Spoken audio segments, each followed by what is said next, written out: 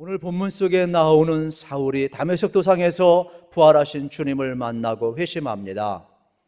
그 회심한 그의 결과, 그의 삶이 어떻게 믿음의 행전을 써갔는가를 우리에게 보여주고 있는 겁니다. 예수를 핍박하던 사울이라는 사람이 지금 예수님의 제자들과 함께 있습니다. 심지어 예수 믿는 사람, 예수 못 믿겠던 사람이 예수를 지금 전하고 있습니다. 오히려 주변의 사람들이 놀랍니다. 그러면서 이 변절한 사울을 유대인들은 오히려 죽이려고 하고 핍박을 가하고 있습니다. 그럼에도 불구하고 그는 거침없이 목숨을 내어놓고 복음을 전하고 있습니다.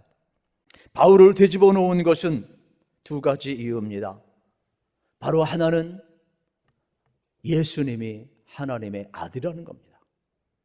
또 하나는 그분이 바로 그리스도라는 사실이 되겠습니다.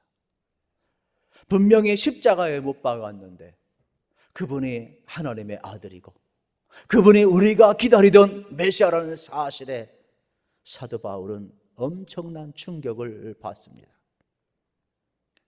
그 당시 많은 사람들은 예수를 부를 때에 뭐라고 부른 줄 아십니까? 마리아 아들 예수라고 불렀습니다. 원래 정식으로 예수를 부르려고 하면 풀네임은 요셉의 아들 예수라고 불러야 합니다. 그런데 마리아의 아들 예수라고 부른 것은 마리아와 요셉과 정혼을 했는데 아직 정식으로 결혼한 것이 아니라 정혼한 사이인데 처녀가 잉태하여 아기를 낳는 겁니다. 이때 신명기 율법에 의하면 돌로 쳐 죽여도 상관이 없습니다. 전사의 수태고지를 통하여 마리아는 목숨을 내걸고 이렇게 이야기를 합니다. 주의 계집종이오니 말씀대로 이루어지이다. 마리아도 하나님이 다가오실 때 자기 목숨과 맞바꾸며 수많은 편견을 뛰어넘고 하나님의 하시는 일에 순종을 했다라는 사실입니다. 예수님이 태어났을 때 목수의 아들로 태어나서 여러분 얼마나 가난했던지 새를 들어 살았고 제성 앞에 가서 첫 것은 하나님의 것이기 때문에 예배를 드렸습니다. 그리고 예수님이 공생애를 시작하시고 천국 복음을 증언하시고 여러분 하나님의 나라를 이 땅에 가져오며 십자가에 죽으십니다. 그런데 그 예수 그리스도가 다시금 부활하셔서 여러분 어떻게 했습니까? 사울에게 나타나셨고 그를 만났을 때 사울은 충격을 받게 되는 겁니다. 자기가 율법적으로 알았던 그 예수 그리스도가 하나님의 아들이라니, 우리가 십자가에 못 박은 그 예수 그리스도가 우리의 구원자라니, 우리가 그토록 기다리던 메시아라니.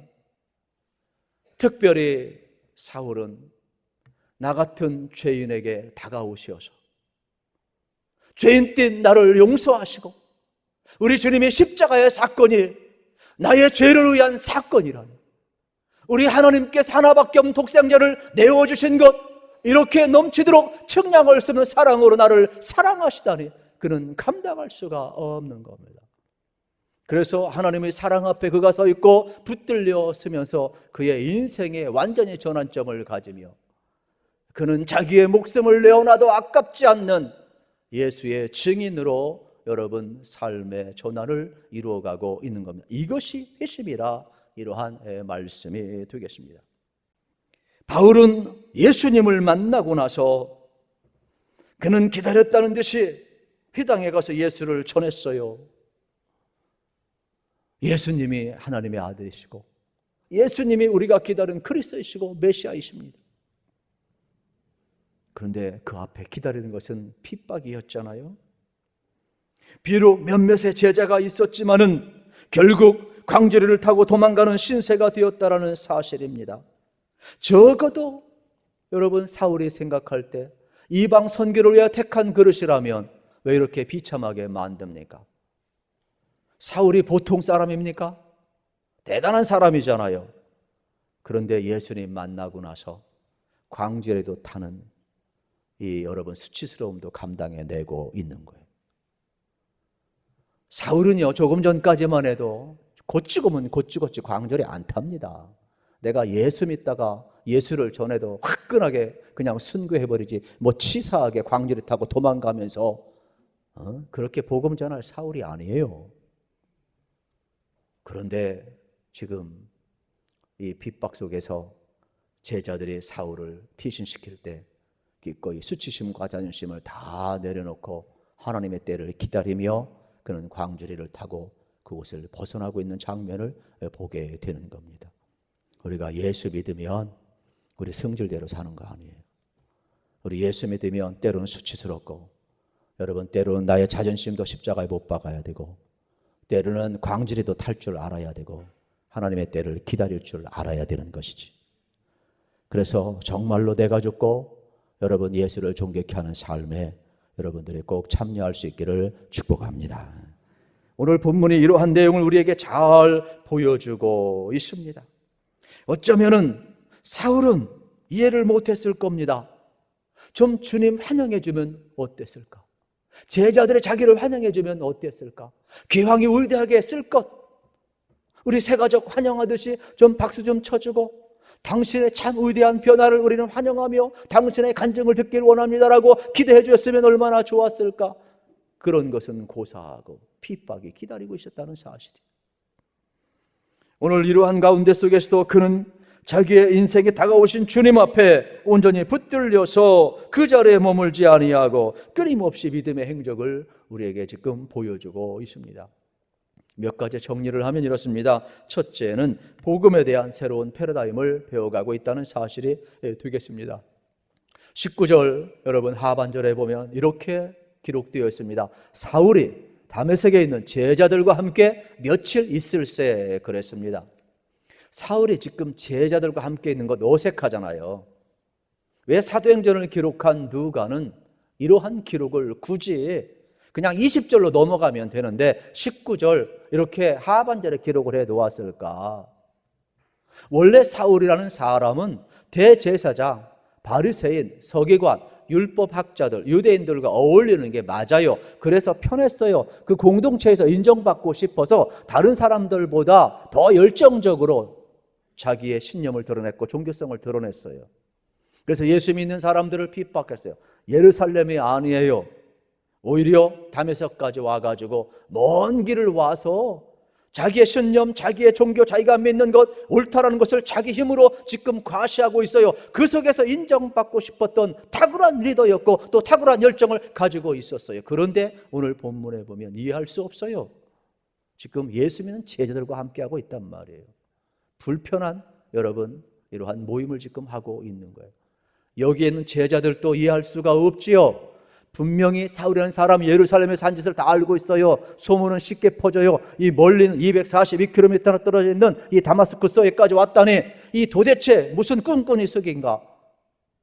그런데 다마스쿠스에 있는 이 숨은 제자들이 사울을 맞이하고 함께하고 있어요. 우리 주님께서는 놀라운 일을 지금 이루고 있습니다. 그러면서 함께 하면서 사울이 궁금하게 여기고 예수님이 이 땅에 어떻게 오셨고 또 이들을 어떻게 만났고 무슨 말씀을 하셨고 어떻게 잡히셨고 어떻게 십자가에 못 박히셨고 어떻게 부활하셨는지 이 숨은 제자를 통하여서 그들은 충분히 말씀을 지금 듣고 배우고 있는 것입니다. 그래서 자기가 알고 있던 율법과 이 지식 다 내려놓고 다시금 자기 찾아오신 주님 또 함께한 이 제자들을 통하여서 어떻게 해요? 부팅을 다시 하는 거예요. 리셋을 다시 하는 거예요. 다시 자기 것을 여러분 부팅시키고 있음을 보게 되는 거예요. 왜 그렇습니까? 빌립보서 3장 10절에 보면 이러한 내용이 나옵니다. 내가 그리스도와 그 부활의 권능과 그 고난에 참여함을 알고자 하여 그의 죽으심을 본받아 그랬습니다. 지금 바울이 알고 싶은 것은 예수 그리스도예요. 그분의 죽으심, 그분의 부활, 그분의 권능, 오직 예수 그리스도를 알고자 하는 소망이 가득 찬. 우리가 은혜 받으면은요 거기서 끝나는 게 아닙니다. 하나님의 말씀을 알고 싶습니다. 예수님에 대한 소망이 가득 찬 겁니다. 우리의 그래서 키워드가 바뀌는 거예요. 그리스도를 알고자 하는 소망이 날마다 가득 차는 거예요. 여러분 바울은 대단한 사람인데 다 내려놓고 그리스도를 아는 지식이 가장 고상하기 때문에 그리스도를 알고자 하는 그 열망에 올인하고 있는 거예요. 오늘 우리도 마찬가지죠. 그러므로 여러분, 이제 이 믿음의 행적, 사울은 돌이킴을 통하여서 말씀을 배우는 깊은 자리로 나가고 있음을 보게 되는 겁니다. 두 번째로 사울의 믿음의 행적을 보면 담대히 복음을 전하고 있음을 발견하게 됩니다. 20절에 보면 이렇게 나와 있습니다. 즉시로 각 회당에서 예수가 하나님의 아들이심을 전파하니 그랬습니다. 22절도 마찬가지입니다. 사울은 힘을 더 얻어 예수를 그리스도라 증언하였다 그랬습니다. 이 말은 예수님이 하나님의 아들입니다. 그 하나님의 아들이 그리스도입니다. 이러한 뜻이. 목숨을 걸고 지금 증언하고 있음을 우리는 발견을 할 수가 있는 겁니다. 조금 전까지만 해도 예수 믿는 사람들을 박해했습니다. 예수님에 대해서 그는 부정을 했고 인정하지 않았던 사람입니다. 사람을 죽이는 일에 자기 율법과 자기 힘으로 살아온 사람입니다. 그걸 가지고 쾌거를 느꼈던 사람이에요. 그런데 이제는 어떻습니까? 예수님이 하나님의 아들입니다. 예수님이 우리의 그리스도이십니다. 증언하고 사람을 살린 사람으로 바뀌었습니다. 믿음의 사람으로 바뀌었습니다. 예수 안에 생명이 있습니다. 예수 안에 구원이 있습니다. 오히려 생명을 살리고 생명을 돌보는 사람으로 바뀌었다니까요. 이렇게 복음을 전하는 사람으로 완전히 바뀐 모습을 우리는 지금 만나고 있는 것입니다. 복음은요, 이러한 능력이 있어요. 계속해서 성경 21절 22절 말씀을 봅니다. 듣는 사람이 다 놀라 말하되 이 사람이 예루살렘에서 이 이름을 부르는 사람을 멸하던 자가 아니냐. 여기 온 것도 그들을 결박하여 대제사장들에게 끌어가고자 함이 아니냐 하더라. 사울은 힘을 더 얻어 예수를 그리스도라 증언하여 다메섹에 사는 유대인들을 당혹하게 하니라 그랬습니다. 그럴만하지요. 얼마 전까지 예수 믿는 사람 잡아가고 핍박하던 사울이 예수를 전하고 있으니 유대인들이 당황하는 겁니다. 또 제자들이 당황하는 겁니다. 자연스러운 겁니다. 여러분, 우리가 변났을 때, 변화되었을 때 주변이 놀라는 것은 당연한 겁니다. 그럼에도 불구하고 바울은 끊임없이 내게 사랑을 주시고 나를 구원하시고 내게 다가오시고 나를 만나시고 변화시킨 그 예수 그리스도 증언하기를 중단하지 않고 있다는 사실이 되겠습니다. 그때 23절, 24절 상반절에 보게 되면은 사울을 또 핍박하고 죽이고자 합니다. 여러 날이 지나며 유대인들이 사울 죽이기를 공모하더니 그 계교가 사울에게 알려지니라 그랬습니다. 사울은요, 핍박이 기다려도 계속 복음을 전하러 나아갑니다. 심지어 예루살렘까지 꿈을 꿉니다. 그래서 28절 29절에서 이렇게 이야기합니다. 사울이 제자들과 함께 있어 예루살렘에 출입하여 또 주 예수의 이름으로 담대히 말하고 헬라파 유대인들과 함께 말하며 변론하니 그 사람들이 죽이려고 힘쓰거늘. 이게 무슨 예루살렘에 가서도 사들과 교제하기를 원하고 복음 전파하기를 원하고 있습니다. 이미 앞부분 23절 부분에게도 몇 날 며칠이 지났다 그랬잖아요. 여기에서는 우리가 생각하는 여러분 며칠이 아닙니다.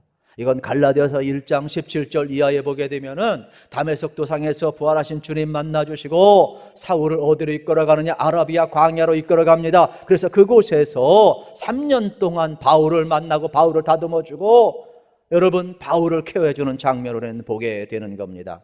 그래서 여기에 나오는 말은 며칠이 아니라 신비한 날을 이야기를 하는 겁니다. 이 다마스쿠스와 연결되어 있는 끝부분에 여러분 아라비아 광야가 있는 거예요. 그곳에서 주님은 바울을 만났고 그곳에서 훈련시키셔서 그의 살기를 다 빼고 우리 주님이 직접 계시하시고 말씀을 주고 있음을 우리는 발견을 하게 되는 겁니다. 그리고 그가 예루살렘에 올라가는 장면을 우리는 볼 수가 있습니다. 하루아침에 변한 사울의 모습 앞에 모두 다 충격을 받았습니다. 실질적으로 두려웠습니다. 그래서 어느 누구도 인정하려고 하지 않습니다. 그런데 사울은 그러한 주변의 시선을 아랑곳하지 아니하고 그는 사명자의 길을 걸어가고 있습니다. 하나님이 자기를 찾아오시고 이토록 사랑하신 그네 앞에 붙들려서 그는 끊임없이 그 사명의 길을 걸어가고 있다는 사실이에요. 그때 세 번째로 우리가 배워야 될 것은 뭐냐? 하나님은 반드시 동역자들을 붙여주고 있다는 사실을 우리는 발견을 하게 되는 겁니다. 그래서 하나님은요, 꼭 필요할 때 여러분 사람을 붙여주셔요. 여러분이 예수 믿기 전, 은혜 받기 전과 지금 은혜 받고 예수 믿은 이후에 여러분 주변에 있는 사람은 다른 사람들이에요. 사울을 만나주신 주님, 3일간 눈을 멀게 했을 때 아나니아 선자를 만나게 하셔서 안수받게 하시고 눈을 뜨게 하시는 거예요. 그리고 이 다메섹에서 숨은 제자들을 만나게 하셔서 예수님에 대한 말씀을 듣고 배우게 하시는 거예요. 그리고 아라비아 광야로 3년간 부르셔서 주님이 직접 만나주시고 바울과 함께 하셨어요. 그리고 예루살렘에 갔을 때에도 수많은 사람들이 어떻게 했습니까? 사울을 두려워했어요. 저 사람은 과거에 우리를 핍박하던 사람 아닌가? 이거 위장 아닌가? 이거 잘못 걸렸다가 우리 전부 다 예루살렘 공동체가 무너지게 되겠다. 그래서 사울을 두려워했어요. 그리고 사울과 함께 있다가 이미지가 나빠질까 봐 전부 조심하면서 뒤에서 쑥덕거리고 앞에서는 사울과 교제하지를 않았어요. 그런데 이때 하나님은 바나바를 붙여주셔요. 그래서 사도행전 4장에서 우리가 이미 배웠습니다마는 바나바의 본명은 요셉입니다. 그의 별명은 바나바예요. 권위자, 오히로자예요. 그는 성령 충만하고 예수님 앞에 붙들려서 그가 십자가와 부활을 경험하고 그의 일생 주님 앞에 온전히 내어놓습니다. 그래서 자기의 전 재산을 팔아가지고 초대교회 공동체에 바칩니다. 많은 사람들이 그의 인품과 그의 헌신과 그의 신앙을 찬양을 했습니다. 정말로 롤 모델이었습니다. 바나바도요, 사울을 변호하다 보면 오해받을 것 알았어요. 그러나 사람의 평판을 두려워하지 않았어요. 그 당시는 사울과 같은 사람은 어느 누구도 변호하려고 하지 않았습니다. 오늘날도 이웃이 죽어져 가도 누구나 대변하려고 하지 않습니다. 변호사나 돈을 줘야 변호할지 모르지만은 내 이웃이 옆에서 죽어져 가도 내가 아무리 진실하다고 외쳐도 이게 어려운 겁니다. 그런데 바나바는 사울을 만나고 보니까 진짜 주님이 찾아왔고 사울이 증언하는 것을 보니까 정말로 십자가와 부활을 믿고 자기가 알고 자기가 만나고 자기가 경험한 예수 그리스도와 연결됨을 바라보면서 동일한 복음, 동일한 그리스도 안의 형제임을 확인하게 되면서 그를 받아주고 있는 거예요. 나의 형제요. 그러면서 강단 앞에 섭니다. 그리고 사도들과 초대교회를 향해서 예루살렘 교회에서 설교를 합니다. 내가 사울을 만났는데 이분의 간증은 진실합니다. 주님께서 나타나셨고 이분의 과거도 팩트이지만 이분이 변화된 것도 팩트입니다. 그러므로 바울을 통하여서 우리 주님이 하시고자 하는 이방 선교의 그릇에 우리가 협력했으면 좋겠습니다. 자기가 어떻게 변호합니다. 그리고 도장을 찍고 어떻게 합니까? 동역자로 섭니다. 그래서 사울이 사울되고 나중에 초대교회의 사도들과 교제를 나누면서 결국은 나중에 안디옥 교회를 비롯해서 이방 선교에 위대하게 쓰임받는 장면을 우리는 볼 수가 있는 겁니다. 여러분 꼭 기억하세요. 여러분이 하나님의 사람으로 살아갈 때 두렵고 위험한 일이 있을지 모릅니다. 그러나 하나님은 여러분에게 필요한 것을 채워주실 뿐만 아니라 필요한 사람도 꼭 붙여주시는 거예요. 제가 목회 현장에서 여러 가지 일을 할 때마다 여러분 하나님은요 꼭 필요한 사람을 예배시켜 주시고 꼭 필요한 사람을 통하여서 하나님의 일을 하게 하세요. 의료가 필요할 때, 하나님의 일이 필요할 때, 헌신이 필요할 때, 또 말씀을 우리가 다시 깊이 배워야 할 때 기가 막히게 사람들을 붙여주시면서 하나님의 일하심을 저는 날마다 경험을 하게 되는 겁니다. 여러분도 믿으셔야 돼요. 여러분 곁에 하나님은 꼭 필요한 사람을 붙여주는 줄 믿으시는데 여러분이 함께 믿고 위대한 통역을 할 수 있기를 축복합니다. 끝으로 31절 말씀을 같이 읽겠습니다. 그리하여 온 유대와 갈릴리와 사마리아 교회가 평안하여 든든히 서가고 주를 경외함과 성령의 의로 진행하여 수가 더 많아지니라. 아멘. 여기 그리하여가 참 중요합니다. 우리가 보통 생각하게 되면은 여러분, 교회는 사울이 있기 전이나 사울이 변화된 이후나 변함없이 하나님의 교회는 존재한다는 겁니다. 그리고 교회는 온 유대와 갈릴리와 사마리아에 퍼지면서 교회가 세워졌어요. 사울이 변화되었기 때문에 교회가 세워진 것이 아니라 이미 성령의 역사를 통하여서 흩어진 무리를 통하여서 교회는 세워졌고, 유대에 세워졌던, 갈릴리에 세워졌던, 사마리아에 세워졌던 수많은 교회가 세워졌지만 본문은 단수로 쓰고 있어요. 복수로 쓰지를 않아요. 교회는 하나라는 거예요. 교회는 주님이 핏값을 지불하고 세웠고, 주님이 교회의 머리이고 몸이고, 부름받은 모든 성도는 각각 지체임을 이야기하는, 그것이 어느 곳에 세워져 있든지 간에 교회는 하나라는 것을 이야기하는 거예요. 그러한 교회는 어떻게 하느냐? 평안하여지고 그랬어요. 주님이 세운 교회는 평안한 교회가 되는 거예요. 사울처럼 자기 힘으로 하려고 할 때 평안이 깨지는 거예요. 하나님의 교회는 하나님이 평안을 주시는 거예요. 그러므로 자기가 죄인되고 사람이 자기를 주장할 때 평안이 깨지는 거예요. 그건 하나님의 교회가 아닌 거예요. 하나님의 교회는 하나님이 주인된 교회입니다. 그러므로 평안은 하나님이 주시는 거예요. 그리고 든든히 서갔다 그랬어요. 여러분, 얼마나 많은 핍박이 있어요. 얼마나 많이 흩어졌어요. 물질의 어려움이 얼마나 많았는데요. 그런데도 온 유대와 갈릴리와 사마리아와 땅끝까지로 교회는 세워지고 든든히 서갔다는 것을 기억을 해야 합니다. 교회를 붙드시는 분은 우리 주님인 줄로 믿습니다. 그리고 거기에는 주를 경외함이 가득 찼다 그랬습니다. 교회는 주님이 주인되고 주님을 경외하는 사람들, 주님이 말씀하실 때 순종하는 사람들, 그래서 주를 경외하는 사람들이 가득한 것이 교회인 것입니다. 오늘 우리도 마찬가지 주님의 통치 가운데, 그래서 나의 왕되심을 선포하며 나는 여전히 당신의 백성입니다, 나는 주님의 말씀 앞에 순종하고 있습니다 고백하며 살아가는 것, 이것이 바로 성도요 교회라는 것입니다. 그때 뭐라고 그랬습니다? 성령의 위로가 충만했다고 그랬습니다. 여러분, 성령은 바라클레이토스로서 보혜사라고 이야기합니다. 옆에 계셔서 돕는 겁니다. 성령님은 우리를 도우셔서 예수 그리스도의 십자가와 부활을 확증시켜 주시고 하나님의 사랑에 우리를 붙들어 주시고, 그러므로 복음의 패러다임을 바꾸고 복음을 담대히 증언하게 하시며 우리로 하여금 하나님의 일을 하는 위대한 협력자로 설 수 있도록 도와주시는 분이에요.